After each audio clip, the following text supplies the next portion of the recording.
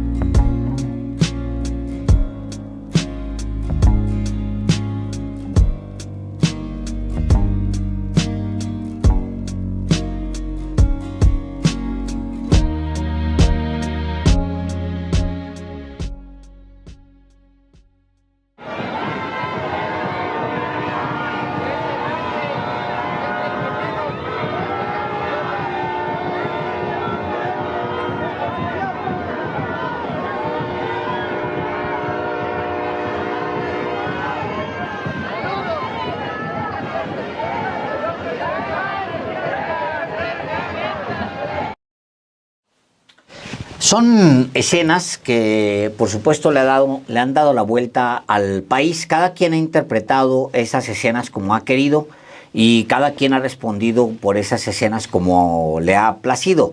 Los participantes de la escena, que no son la presidenta de México, los políticos que están ahí, han ofrecido una disculpa pública a la presidenta de México por haberle dado la espalda. La presidenta no se enganchó con el evento, no. Tampoco estaba en lugar de ella engancharse, decir, no, es que lo que pasa es que, pues, no, un político no se compra ese tipo de cosas, no, de agravios, porque también pues, es parte del asunto no comprárselos. Pero al final se trata de un agravio, así lo veo yo, que tiene distintas interpretaciones, desde la más pesimista, horrible, tremendista, etcétera, que la vamos a encontrar en en gran parte de la prensa, y también, en mi caso al menos, como una advertencia, como una lección. Lo que vimos ahí es una lección. ¿Cómo lo ves tú, señor Delgado? Justamente el día de hoy yo escribí mi columna semanal de cada martes justamente sobre el tema. Los ambiciosos vulgares, la titulo, y ahí explico a qué obedece este tipo de comportamientos como el del domingo, cuando un elenco de políticos están efectivamente distraídos, posando juntos para una fotografía sin percatarse de que ya ha comenzado un acto formal del gobierno de México. No es un acto solemne que esté regido por alguna legislación, como hay actos protocolarios que están previstos en la Constitución y en las leyes. No. Es un acto político encabezado por la jefa del Estado mexicano. Ni siquiera diría yo es la presidenta de México y que se reúne con miembros de su partido o de los partidos aliados.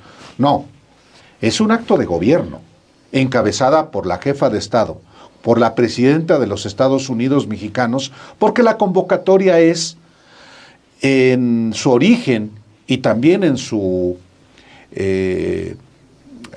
hecho, un acto para mandarle un mensaje al gobierno de Estados Unidos, cuyo presidente está agrediendo a México. En ese sentido, sí hay, naturalmente, una formalidad que debe ser observada no solamente por la presidenta y los gobernadores, representantes populares, los senadores y los diputados, sino inclusive por los asistentes que van con solemnidad y seriedad portando la bandera nacional o los símbolos patrios. Y cuando efectivamente en la chunga o en el desenfado o en la falta de atención, un grupo de políticos se distrae y pues en el relajo posa para la foto, cuando ya la presidenta, cuando ha comenzado, cuando ha dado inicio el acto formal, sí es un hecho político que revela muchas cosas y revela no solamente la falta de atención, revela, creo yo, un apetito político, unas ambiciones políticas de quienes buscan ser candidatos a la presidencia de la República en 2030 o después, y que están en todo su derecho, porque hay que acabar con esa lacra del tapadismo. Pero, en un acto republicano, porque ese acto lo era, hay que tener escrúpulo, hay que tener decencia, hay que tener por lo menos una mínima atención, y eso es lo que a mí me parece que debe ser parte del análisis de lo que aconteció ese día. Bien, yo inicio mi participación también reiterando el saludo al maestro Fabricio Mejía, a su familia, que se recuperen, ya están en camino de recuperación, pero que esto ocurra... De COVID. De COVID post vacunación. Pues sí. Ya suena como enfermedad antigua, ¿no? Sí, COVID. Perdóneme que como una sangría del siglo XVIII. No, como el regreso de la tuberculosis. Es muy raro porque justo estaba viendo, está en la portada de The New York Times, la tuberculosis está de regreso en el mundo, mientras que Estados Unidos cortó vacunas y tratamientos por todo el planeta. O sea, una enfermedad del siglo XIX, ¿no? Que te dé. Así la siento, la enfermedad de Fabricio. Bueno, y hay que... COVID. Bueno, sí, ese es, aparte del saludo al maestro Fabricio, volvemos a la mentalidad de las derechas. Es muy importante siempre señalar que estos movimientos antivacunas que han dado a que en este siglo se recuperen enfermedades que ya creíamos erradicadas, se han dado estos movimientos antivacunas en países del primer mundo. Esto te habla de que muchas veces se piensa, no, es que los antivacunas son gente sin educación, ignorante. No, son gente que ha tenido hasta cierto punto educación universitaria.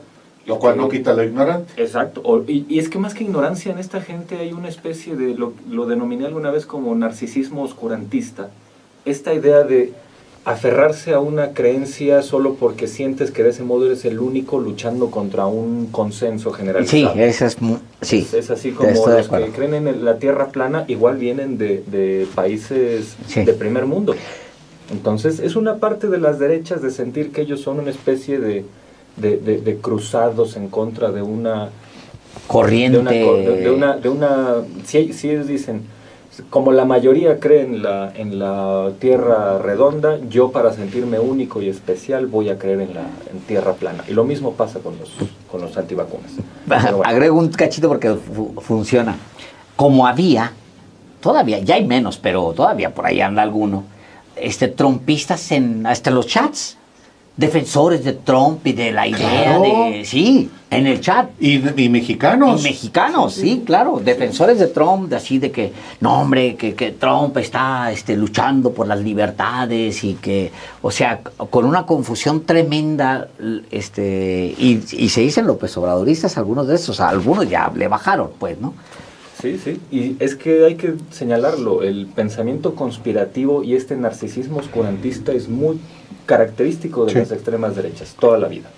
Bueno, una vez dicho esto, como hasta un saludo al maestro Fabricio tiene que derivar en un análisis sobre estos vendepatrias, pero bueno, es muy importante señalar lo que pasó el domingo. Fue un fin de semana de mucha movilización. El 8 de marzo, donde las mujeres salieron a las calles, y el día domingo viene esta concentración en el Zócalo. Yo quiero señalar que se hizo esta observación de cómo parecía que había un momento de desdén por la presidenta cuando estaban algunos integrantes de Morena tomándose esa fotografía y les pasó desapercibida la presidenta, que era la protagonista de este espacio, junto con la gente. Naturalmente, eso es importante decir. Es la gente, ¿eh? Y aquí yo quiero observar a este gran protagonista que es la gente, porque la gente siempre termina cobrando bien estas cosas. Cuando fue la marcha del silencio del 24 de abril de 2005 contra el desafuero de López Obrador, cuando llegó a la marcha Cuauhtémoc Cárdenas y Porfirio Muñoz Ledo, recibieron el rechazo de la gente que estaba ahí, precisamente por la actitud en ese momento ambivalente del ingeniero Cárdenas. Mezquina. Y también hasta cierto grado mezquina. Mezquina. Después Cárdenas aceptaría un cargo de Vicente Fox para organizar los festejos del Bicentenario de la Independencia. Que no hizo nada, en realidad. Renunció, después renunció. Pero nada más era nominal, una cosa absolutamente no, simulada. era para mandar un mensaje de mezquindad, y lo mandó. Exactamente. Sí. Y entonces... Contra AMLO. Sí, por supuesto. La gente lo cobró ahí. Los asistentes a las marchas, que son los protagonistas de estas movilizaciones, lo cobraron. En marzo de 2008, cuando los chuchos ya estaban haciendo cercanía con el calderonismo, que es la expresión más vil de la política mexicana, o una de las más viles, y se gestaron estas marchas para oponerse a la reforma energética de Calderón. A Carlos Navarrete lo corrieron de una marcha, se tuvo que subir a un microbús para escapar. O sea, el protagonista no olvida estas cosas y siempre las toma en cuenta. A lo que voy es que vamos a suponer que fue una distracción, algo que efectivamente no fue de mala fe, qué sé yo, pero sí revela esta idea de querer utilizar un ejercicio absolutamente importante, una movilización que está originalmente para decir, bueno, vamos a hacer frente a un enemigo común que es la extorsión trompista. Y pues quien está ahí como para tratar de sacar alguna fotografía, como si la fotografía fuera lo importante y no la sustancia que le da vida, que es tanto el objetivo final como el protagonismo de la gente. Entonces, pues sí me parece que fue un error. ¿Hasta qué punto, qué podemos revelar de esto? Creo que la lectura que hace el maestro Delgado es acertada. Me parece que era una especie de foto de presidenciables, algo así. E insisto, yo también creo que tienen todo el derecho de ser los presidenciales que quieran, esos y más.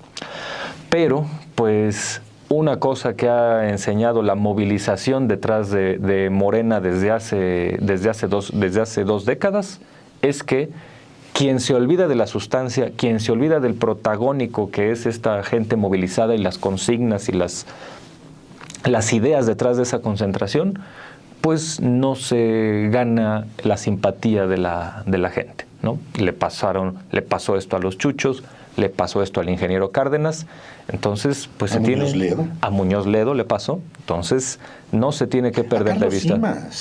Hay más, que mucha gente no lo recuerda. Bueno, ahí fue en 2006, en septiembre, cuando él había propuesto ser parte de la Organización de la Resistencia Civil Pacífica, y mucha gente de un mitin ahí en el Zócalo dijo no y más no, y él atendiendo ese llamado, también con un grado de sensibilidad y de responsabilidad. Él publicó en la jornada una carta donde decía: yo sí voy a seguir en la resistencia civil, pero ya no como un dirigente, voy a seguir a ras de suelo para no generar ninguna... También eso hace una diferencia, ¿no? Sí, por supuesto.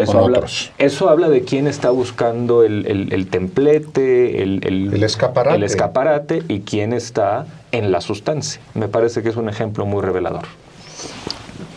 Yo la imagen, o sea, tiene como decía, muchas interpretaciones. La primera que vimos fue que lo hicieron deliberadamente, y ahí la derecha dijo: no, pues es que le dan la espalda porque no manda. porque Claudia no manda, entonces es para humillarla, porque pues no vale la pena ella, tal. O sea, sí hay pues ahí una lectura que pues no me extraña, pues, ¿no? O sea, tratando de hacer menos a la presidenta, alguien que trae los números que no ha tenido ningún presidente de la última mitad del siglo XX y de todo lo que va del siglo XXI.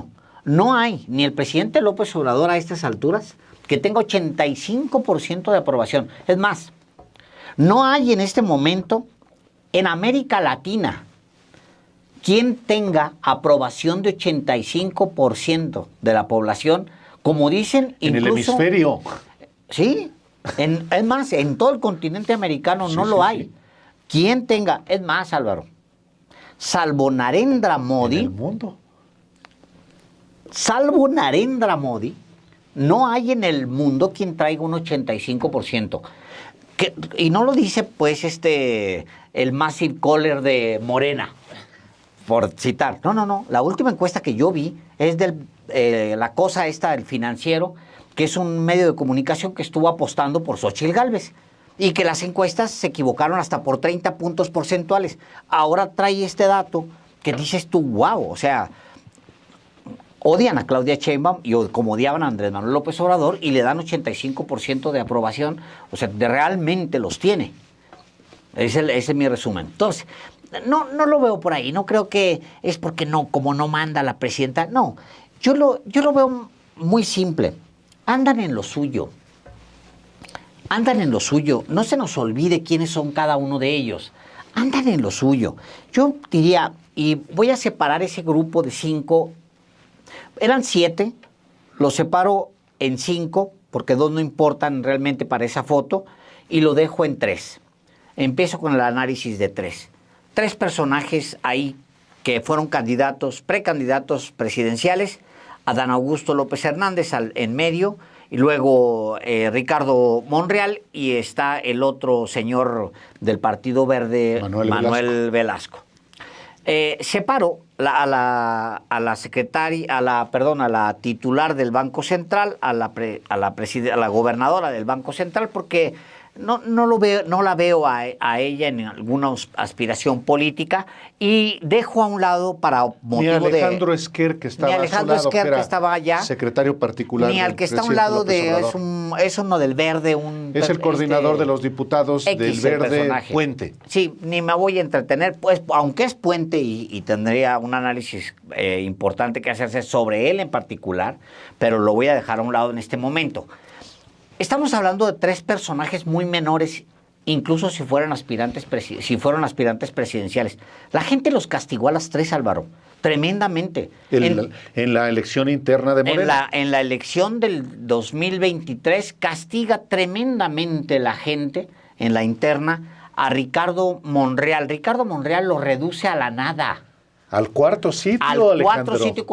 Pero la distancia entre él y Claudia Sheinbaum es vergonzosa. O él traía como 5%, no recuerdo bien cómo lo deja la encuesta. Lo mismo Adán Augusto López, que es el más alto de los 3, porque también es el que tiene el mayor ego. O sea, es un personaje lleno de dinero y de egolatría. Gastó tanto como gasta en sí mismo, es decir, en el ego. Siempre rodeado de asesores y de saturada las calles con su cara. O sea, yo el personaje particular, Adán Augusto López Hernández, yo creo que él le debe muchas explicaciones a la militancia morenista y también a los mexicanos de dónde sacó tanto dinero para repartir durante toda su campaña. No le hace que me mande, porque me manda luego bots cuando menciono estas cosas, luego se me satura de mensajitos, ya lo conozco, lo estoy ubicando y siempre confío en el tiempo, porque el tiempo siempre termina ajustando todo. Y luego está Ricardo, y luego está Manuel Velasco, que yo ni siquiera lo considero un político, es simplemente un filibustero, o sea, un personaje que está viendo una lacra, un parásito, buscando a ver de dónde se va a pegar, cuál es la siguiente ubre de la cual va a depender. O sea, los minimizo. Los otros dos de esa foto son Luisa María Alcalde y José Ramón Andrés Manuel López Beltrán. Andrés López Beltrán. Los otros dos, les diría lo siguiente a los otros dos. A esos, como lo dije anoche en Los Periodistas, cuídense de los otros que están a un lado sentados ahí, porque los van a arrastrar. Son exactamente el tipo de personaje que va a operar por lo suyo, por encima de cualquier movimiento. Ricardo Monreal estuvo atacando al presidente López Obrador, al presidente mejor evaluado desde Lázaro Cárdenas, al único presidente de izquierda después de Lázaro Cárdenas. Ricardo Monreal lo estuvo atacando y atacando y atacando y atacando hasta que Andrés Manuel López Obrador en 2021 dijo ya, ahora sí, ya estuvo, no lo vuelvo a recibir. Y lo deja de ver durante un largo periodo hasta que por la unidad del movimiento entonces le pone. Adán Augusto López, ¿qué es? O sea, ¿quién es? ¿Qué tipo de servidor público ha sido? Dejó en llamas Tabasco, para empezar. Y acá renunció a la responsabilidad que le dieron en la Secretaría de Gobernación para ser candidato presidencial. ¿Quién es Adán Augusto López? ¿Dónde están sus credenciales? ¿Qué ha logrado? Aparte de llevarle alacranes a la presidenta de México para que se tome las fotos con ellos. ¿Quién es? Entonces, yo digo, andan en lo suyo. Y tan andan en lo suyo que no se dan cuenta que hay un evento corriendo en donde la presidenta de México está agradeciéndole a los mexicanos por el apoyo. La oposición anda en lo suyo. La oposición política, la oposición económica, la oposición mediática, la rabia. Ese día, mientras la presidenta Claudia Sheinbaum concentraba millones en el Zócalo, en el PAN se desarrollaba, y menciono el dato porque es el principal partido de oposición, el PAN. En el PAN se realizaba una reunión del Consejo Nacional, su máximo órgano de dirección, para saber cómo salir de la tremenda crisis y del estado moribundo en el que se encuentra el PAN. El dato es relevante no, insisto, por el PAN mismo, sino porque refleja el estado de necesidad de la oposición. Con eso quiero volver al tema de este elenco que está en lo suyo, y estoy de acuerdo con Alejandro. En lo suyo significa estar en el boato del poder, queriéndose recuperar de en qué lugar los colocó la gente, no la militancia de Morena, ni el del Verde, ni el del Partido del Trabajo. Las encuestas del 2023 para definir la candidatura de esta coalición a la presidencia de la República los colocó en su sitio. Mientras que Claudia Sheinbaum obtuvo el 40% de las preferencias electorales. Marcelo Ebrard, que estaba en el templete, él sí no estuvo en ese grupo, sacó 25%. El que quedó en tercer lugar también estaba ahí presente en esa ceremonia y estaba en el templete esperando el mensaje de la presidenta de México, Gerardo Fernández Noroña, que obtuvo el 12.2. Los más repudiados por los mexicanos en 2023 para ser candidatos a la presidencia fueron Adán Augusto López Hernández con un 10% de preferencias. 10 cerrado. 10 cerrado. Y luego Ricardo Monreal con 6.5%, casi empatado con Manuel Velasco, que tuvo 6.3%. Es importante recordar estos personajes, porque esa es, yo creo que su dimensión en 2023, y no creo que hayan incrementado sus simpatías entre los mexicanos. Aún así, andan detrás de la candidatura presidencial de manera bastante prematura. Eso es un hecho. Hasta por razones de edad les surge ya la candidatura. Monreal tiene 61 años, Adán Augusto tiene 62, no al revés, 61 y 62. Ebrard ya es un poco mayor, pero sienten que la suya es en el 2030. Por eso hacen lo que hacen. No solamente lo que pasó en el domingo, no. Lo que hacen en las cámaras del Congreso.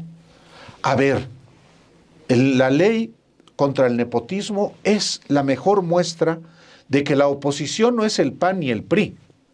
La oposición a la presidenta Claudia Sheinbaum es Ricardo Monreal y Adán Augusto López Hernández. No había ninguna necesidad de incorporar a grupos parlamentarios de la oposición para aprobar una reforma constitucional que entrará en vigor el 2027. ¿Por qué no lo hicieron? Porque andan en lo suyo. Y lo suyo es buscar... Lo hicieron porque se les pega la gana. Por eso. Y porque pueden, Alejandro. Y porque pueden. También esa es la realidad de las cosas.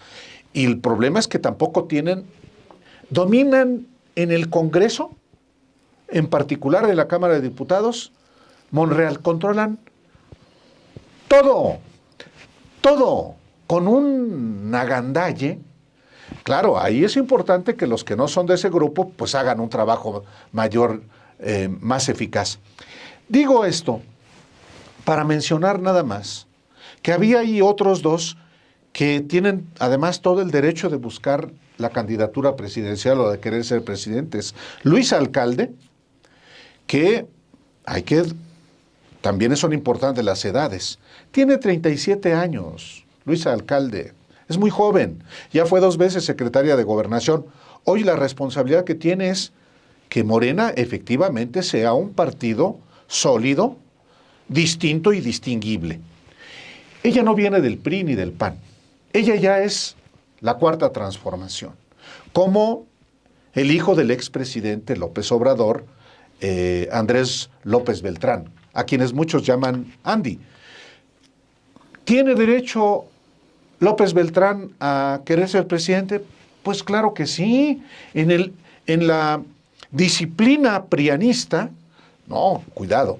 Si él quiere que lo haga, ahorita tiene una responsabilidad, pero que no se les olvide ni a Luis Alcalde ni a Andrés López Beltrán, como no se les debe olvidar a los otros, que el pueblo observa, que el pueblo evalúa y que el pueblo decide. Y detesta a los ambiciosos vulgares.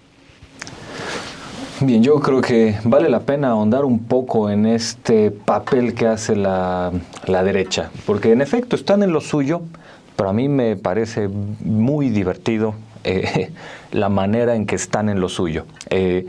Haber hecho, desde luego que amerita un análisis este episodio que ocurrió ahí, pues en este momento lo estamos haciendo. Pero en este discurso de, bueno, este discurso de las derechas, de decir, esto es un signo inequívoco de que quien manda no es Claudia Sheinbaum, le dan la espalda porque en realidad quien manda es López Obrador, o quién sabe cuál es la interpretación. Creo que hay elementos que vale la pena traer a cuenta, porque este modo de hacer política, de querer ver lo que te da la gana y no lo que en realidad ocurre, pues es lo que tiene a las derechas en esta crisis en muchos aspectos.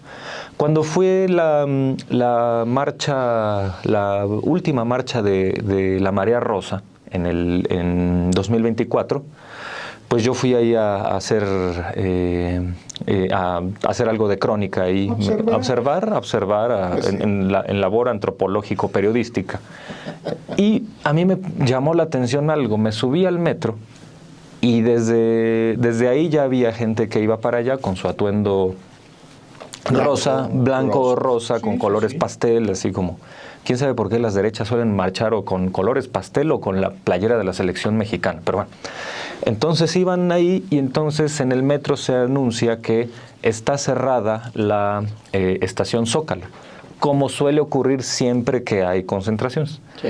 Y alguien de ahí, de los que estaban en el vagón, dicen, un signo más de la dictadura, nos cierran la estación Zócalo del metro. Y yo que nunca han marchado. Exactamente. Digo, cualquiera de nosotros que ha marchado toda su vida sabe que ni esa, ni Pino Suárez, ni Allende, Pedro, ni Allende. El domingo... el domingo estuvieron cerradas esas tres. Digo, entonces, triple dictadura, entonces. La triple dictadura, porque... Cuádruple, porque también... No marchan, hombre. Como a Santiago Krill les sale sangre cuando marchan de la nariz. Sí. Pero bueno, cualquiera diría, también tú que le andas haciendo caso a alguien en un vagón del metro que pues a lo mejor no tiene los elementos. Bueno, ese mismo día Enrique Krause publicó un tuit porque por los ciclopaseos que se hacen cada domingo desde hace años, se había cerrado una parte de acceso a Reforma. Y Krause dijo, otro gesto del autoritarismo, nos cierran Reforma porque nos quieren... Dices, bueno, es el mismito nivel de análisis de esta gente sin mayor competencia política que la de los intelectuales liberales. No conocen no conocen nada. No solamente el país, la Ciudad de México. Sí, no conocen nada, no saben nada, pues. Y ahora vámonos de nuevo a otros signos, ¿no? Como cuando decían, ¿cuál es el gran elemento empírico para asegurar que Claudia Sheinbaum es una imposición de López Obrador? Una foto donde salen sonrientes y López Obrador como que señalándola. Dices, bueno, entonces ya la encuesta no importa, la aceptación de Claudia Sheinbaum real dentro de Morena no importa, lo que importa es una foto reduccionista y absurda. Y cuando le preguntaban a la gente, a estos pseudoanalistas, oye, ¿cuál es tu argumento para decir que Xóchitl Gálvez va arriba en las encuestas? Pues que López está nervioso. Dices, bueno, esto no es banal. Es la manera en que ya se acostumbraron a analizar, a interpretar las cosas. Y pues, yo insisto en que una buena metáfora para definirlos es cuando... quizá algunos recuerden, en 2007 hubo un partido de fútbol entre Veracruz y Pumas, los Pumas dirigidos por Tuca Ferretti, y Pumas terminó ganando 8-0 al Veracruz. Y al minuto ya 40 y tantos del segundo tiempo, cuando yo iba a acabar el partido y Pumas estaba aplastando al Veracruz, Tuca Ferretti, en lugar de seguir regañando a sus jugadores, estaba ya tan indignado con el desempeño del rival que mejor empezó a regañar al Veracruz, ¿no? a los rivales. Imagínense que alguien hubiera dicho, miren, Tuca está nervioso, sabe que va a perder. Dices, bueno, ¿qué barbaridad es esto?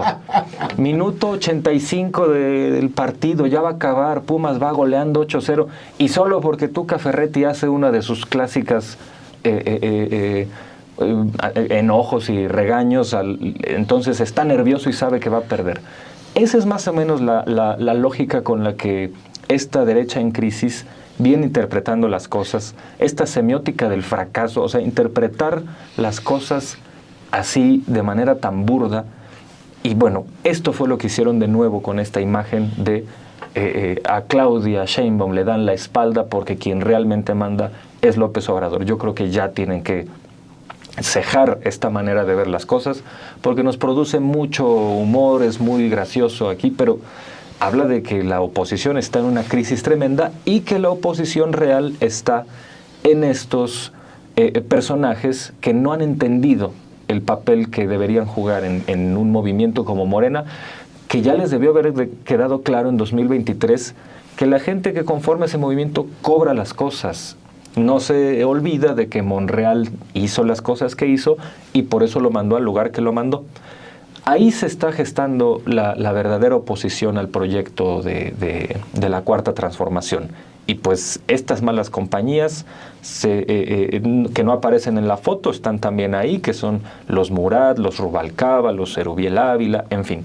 Todos estos son los que sí pueden gestar una oposición, no de forma quizá, porque ellos van a seguir militando o van a seguir cercanos a Morena y cercanos al movimiento y se van a decir parte de la Cuarta Transformación, pero en el fondo pues sí representan estas prácticas con las que ya no hay que contar en la vida pública mexicana.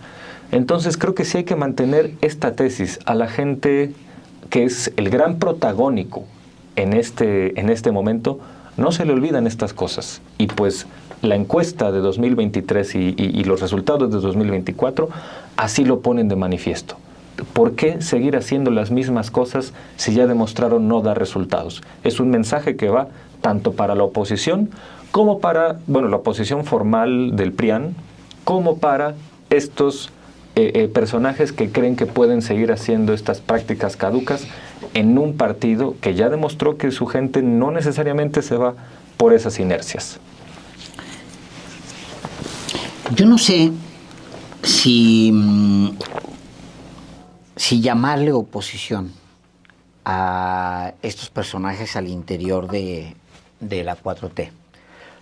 No los puedo meter a ese carril. Se me dificulta mucho. Yo creo que todo lo contrario, son parte de la 4T y están ahí para beneficio propio, pero van a terminar pudriendo a la 4T, si los dejan, por supuesto.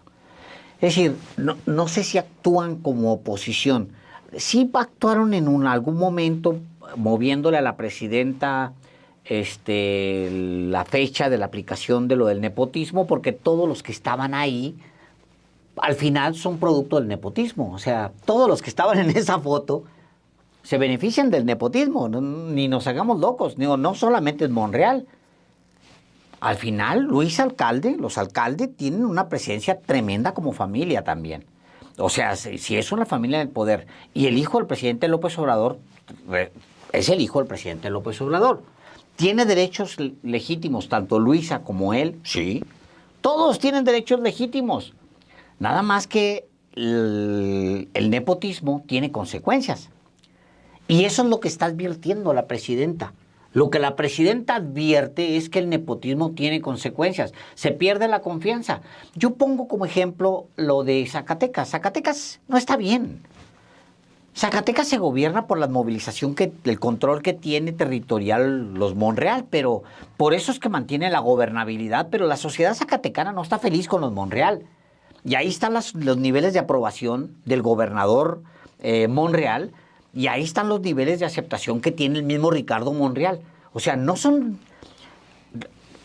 De ahí que me opongo o soy cauteloso a la hora de meter a Monreal, alcalde, incluso a Erubiel, a Rubalcaba, en una especie como de oposición. ¿Oposición a qué? No, ya son parte. Ya están integrados dentro de la 4T. ¿Van a podrir a la 4T? Sí, eso es otra cosa. Y además, vean ustedes cómo han crecido esas figuras, que son las figuras más cuestionables de la 4T. O sea, no se nos olvide que hay un gobernador en San Luis Potosí que es uno de los beneficiarios de aplazar lo de la iniciativa de la presidenta sobre el nepotismo. Un gobernador, yo no sé cómo va a terminar eso, pero lo que se oye allá, desde los núcleos empresariales, es que es un saqueadero en San Luis Potosí. O sea, los personajes se están haciendo multimillonarios en el poder. Imagínense ustedes para que el operador número uno político sea Héctor Serrano. El número uno del gobernador de San Luis Potosí es Héctor Serrano, el que viene de ser el jefe el secretario de gobierno de Miguel Ángel Mancera. O sea, pero me niego a pensar que son oposición, porque no juegan como oposición. Al contrario, juegan como parte de lo mismo. Velos nada más cómo tienen embelesado, cómo son buenos, hábiles para colarse. Yo me regreso a los clásicos. El presidente López Obrador tenía una manera muy puntual de llamarle a esta gente. Y hoy lo escribe Álvaro en su columna. Son ambiciosos vulgares. Ahí está el tema. Cuando había interés de Ricardo Monreal de ya ser candidato presidencial, cuando Andrés Manuel López Obrador llevaba un año en el poder, volteó a verlos y les dijo ambiciosos vulgares. Y el éxito siempre de un líder, siempre, y voy a remitirme a López Obrador, pero hasta me remito a Jesús, si ustedes quieren, es cuando con toda la autoridad moral se para dentro del atrio de la iglesia y les dice, saca el látigo y fariseos hipócritas, vámonos a la calle. Digo, ahí está, pues en uno de los grandes operadores políticos de todos los tiempos, que es Jesús, el mismísimo Jesús, entra al atrio y dice, saquen de la iglesia estos vendedores y para afuera. Y los agarra a latigazos. El presidente López Obrador lo hace a su manera. Dice, ambiciosos vulgares que están buscando ya desde ahorita ser candidatos a quién sabe qué. Y entonces él recupera la idea que es tan poderosa de pueblo, pueblo, pueblo. Váyanse a las calles, váyanse a los pueblos, entren, toquen puertas, déjense de estar haciendo esta grilla de élite arriba tomándose la selfie. No puede ser posible. Pero sí hay necesidad siempre de que el líder del movimiento tenga estos gestos, estos arrebatos, de sacar el látigo y dar 2 latigazos en el piso, sacar la chancla y pegarle al escritorio y decir no. Y yo creo que en algún momento la presidenta de México se va a ver forzada a hacerlo así. En algún momento se va a tener que ver forzada a decir no. Lo hizo el presidente de México varias veces y aún así las cucarachas se subían a las paredes. Entonces salía el presidente con la chancla y otra vez no, no, no, no. Y otra vez las cucarachas. Lo hacía eventualmente 1, 2 veces al año. Acuérdense cómo lo operaba el presidente López Obrador. Y aún así, cantidad de cucaracherío que se montaba en las paredes y se metían a las cocinas y demás. Yo creo que en algún punto, y es el... Pues puso a uno en la Secretaría de Gobernación. ¿Para qué ves?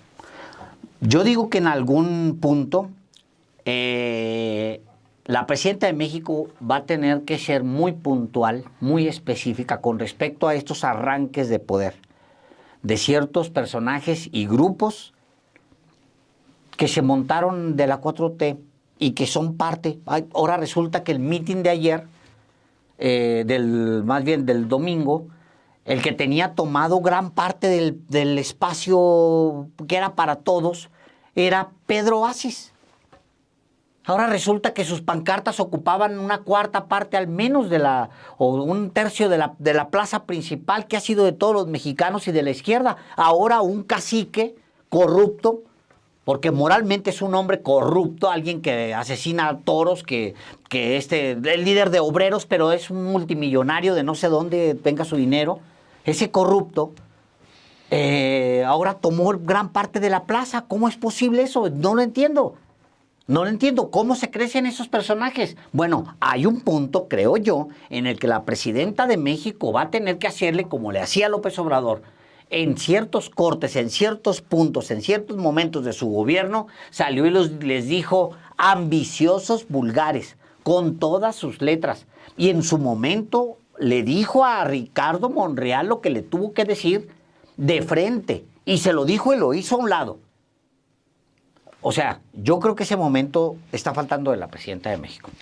También se escogen los momentos, Alejandro. No, de acuerdo, pues claro. Me imagino que en eso está. Porque la presidenta, con toda la fortaleza política que tiene, no solamente producto de la elección del año pasado, sino de las acciones que ha tomado, incluyendo la posición de dignidad, de patriotismo que ha tomado ante Donald Trump, pues tiene un enorme capital político. Sí, sí. Naturalmente que registró el acto y definió si la... ¡Ay, caramba! Perdón, usted disculpará. Qué bueno que le sonó a él mientras estaba hablando. Pero, no, qué malo. Pero qué bueno. Retomo a la idea, Alejandro, por lo que tú dices de si realmente, y yo pienso que esa pudo haber sido su valoración, valía la pena inflar o desinflar lo que la derecha infló, fundamentalmente. Minimizó el asunto porque era lo que creo que correspondía. Pues sí, estaban distraídos. Pero esos datos se registran. Es el momento de poder ponerles un alto públicamente, a esos personajes que no son la oposición, pero le hacen la oposición, y que son en realidad, pues, tumores que si no se extirpan o si no se combaten, crecen y matan, o por lo menos corrompen. Yo creo que también está midiendo eso. En momentos, además, en los que ella requiere, además de la enorme respaldo popular, que haya cohesión también en el movimiento político que ella lidera, que no solamente es Morena, es por más putrefacto que sea el Partido Verde y el Partido del Trabajo, los necesita para conseguir reformas constitucionales y legales, que no se le desbalague el cúmulo de fuerza constitucional que tiene en el Congreso Federal y en los congresos locales. Yo lo veo desde ese punto de vista. Y pienso también que la presidenta está apostándole a usted que nos ve, a usted que nos escucha, porque usted, que nos ve y que nos escucha, registra todo. Por eso estamos dialogando nosotros y usted también.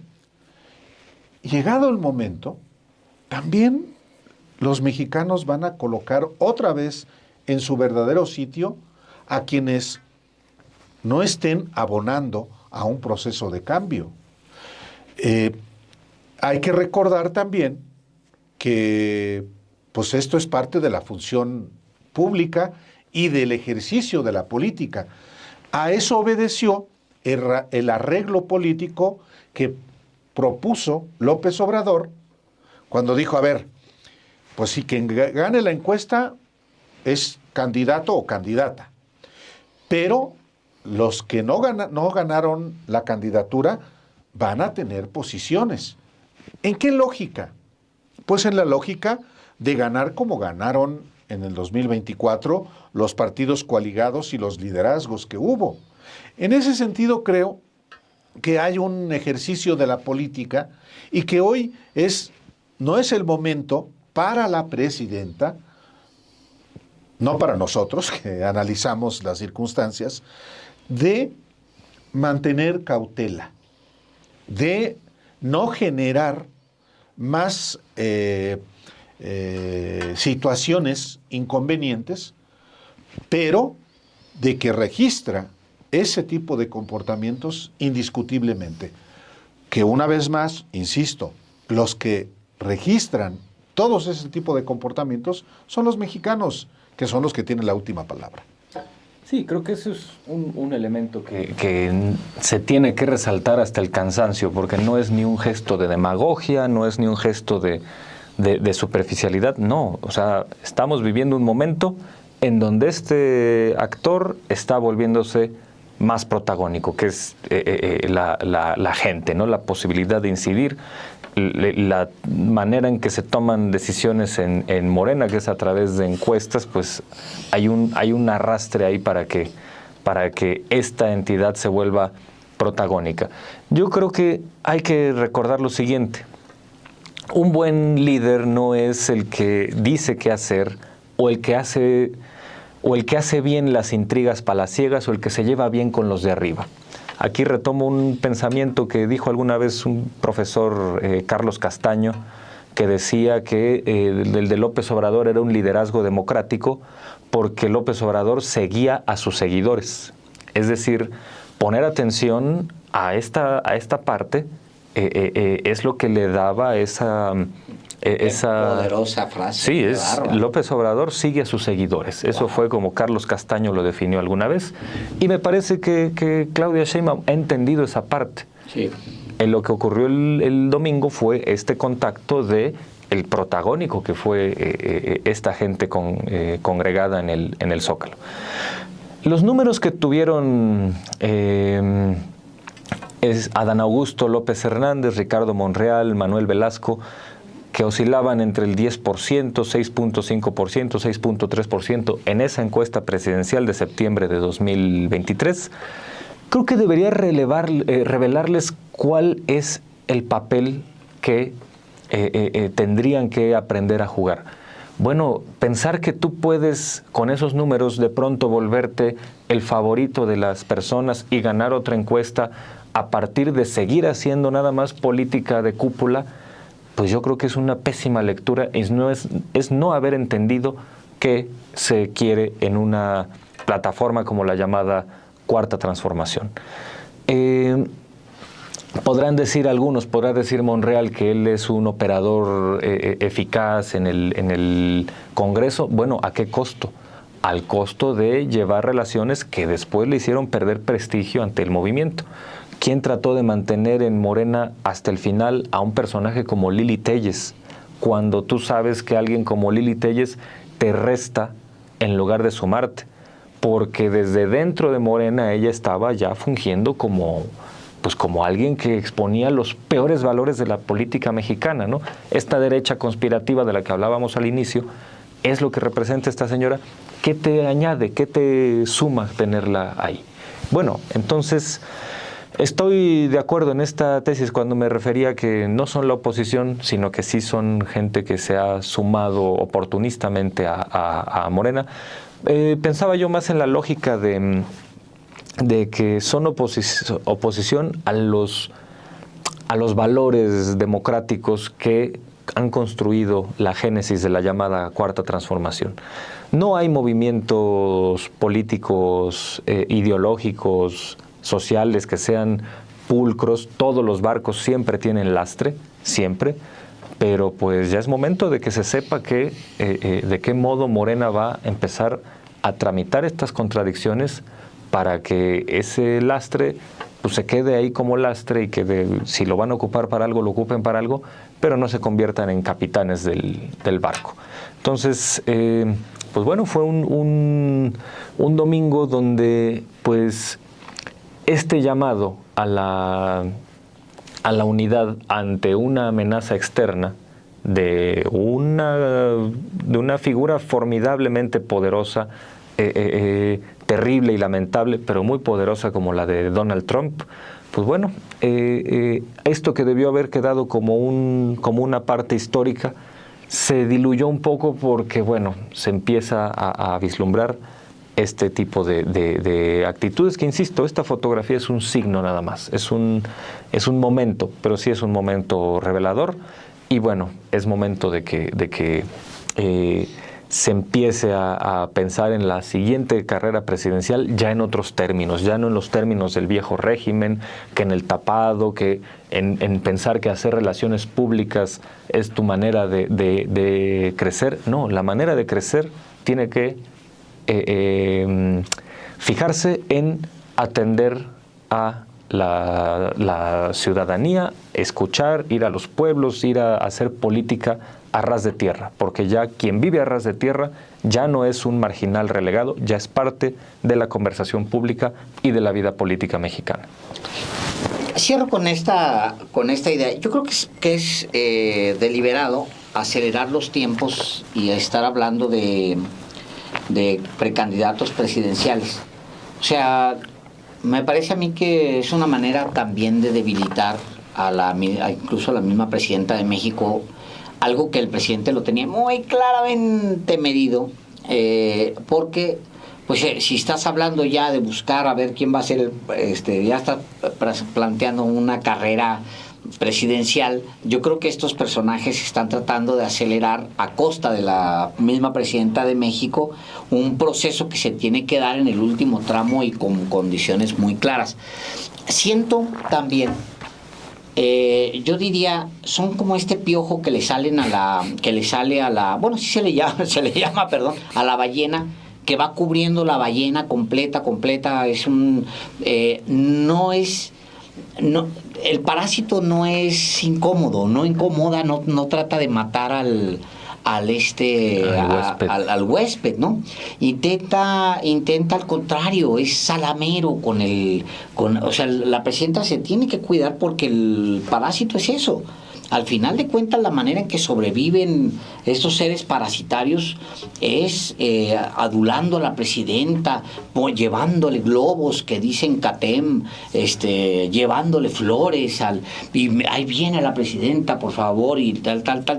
Y al final, el gesto con el que me quedo es como andan en lo suyo, algo les falla. O sea, ¿ustedes creen que hubieran querido Ricardo Monreal, Adán Augusto López y el señor verde, entre comillas verde podrido, color verde podrido, Velasco, querían ese gesto con la presidenta? No lo querían, les falló. ¿Y por qué les falló? Porque se descuidaron, porque andan en lo suyo, porque andaban en lo suyo, siempre andan en lo suyo y algo les falla. No querían, por supuesto, darle la espalda a la presidenta de México. Pues, ¿qué están locos? Claro que no, si son salameros de profesión. Son adoradores del poder y se hincan ante el poder y consiguen cosas porque le abrazan al poder. Y son barberos, por esencia barberos, en el mejor de los castellanos, ¿no? Entonces, claro que les salió mal el evento porque andan en lo suyo. Y yo creo que la gran advertencia es: son parásitos, les gusta el poder y andan ahí, les falló, se dieron la espalda cuando no debieron haberles fallado, haber dado la espalda, les falló, pero también los exhibe. Es muy importante esto que dices, Alejandro, porque claro, ¿a poco les gustó las consecuencias de esa distracción? ¿Fue un acto deliberado? Vamos a darle la espalda a la presidenta. No, claro que no. Por supuesto que no. Tampoco son imbéciles, porque son la cremenata astutos. Son astutos. Y la astucia se aproxima a la inteligencia, no lo es, pero se aproxima. Son astutos, son taimados. Les sale mal. Su respuesta en las redes sociales es justamente, hijo, qué tontería cosa hicimos. ¿Cómo fue posible que haya pasado esto? Claro. ¿Sí? Porque ¿sí? andan en lo suyo. Los traiciona el subconsciente. Claro. Ahora, dentro de lo malo, lo bueno es eso. Exacto, sí. Lo bueno es eso, que se exhiben, que es lo que yo decía también en mi columna, una alerta roja en Morena sobre estos comportamientos y prácticas que en efecto pudren, corrompen, descomponen cualquier proceso de cambio auténtico. Y bueno, pues nos tiene analizando esto, que es importante analizarlo, porque la gente, una vez más, lo digo, observa, evalúa y decide. Por eso es importante hablar de eso. Pueblo, decía el presidente López Obrador. Pues sí. Así es. Y decían, no, es que es un populista. Sí, porque los que dicen eso no creen en el pueblo. Sí, no creen en el pueblo. Pues no, lo repugnan. La gente manda pues siempre. Son los que dicen que le cierran, que es una dictadura cuando le cierran la estación del metro Zócalo, pero siempre se cierra, señal de que nunca han marchado. Y dos, que hay un paseo ciclista que tiene años los domingos y le cierran solamente porque Krause no sale de su covacha. O en España o en Estados Unidos. O también dijeron, ¿no? Que pues como la presidenta como López Obrador no dejó la bandera izada cuando hubo una marcha de la Marea Rosa, que era ya también gesto de autoritarismo. Dices, bueno, pues quien quiere ver al diablo, como las señoras y señores religiosos que a fuerza querían ver al diablo en las portadas de los discos de los Beatles, lo va a ver. Quien quiera ver al diablo en estas tonterías, pues lo va a ver también. Ahí está. Ese es el asunto. Gracias a todos. Muchísimas gracias. Hasta el próximo martes.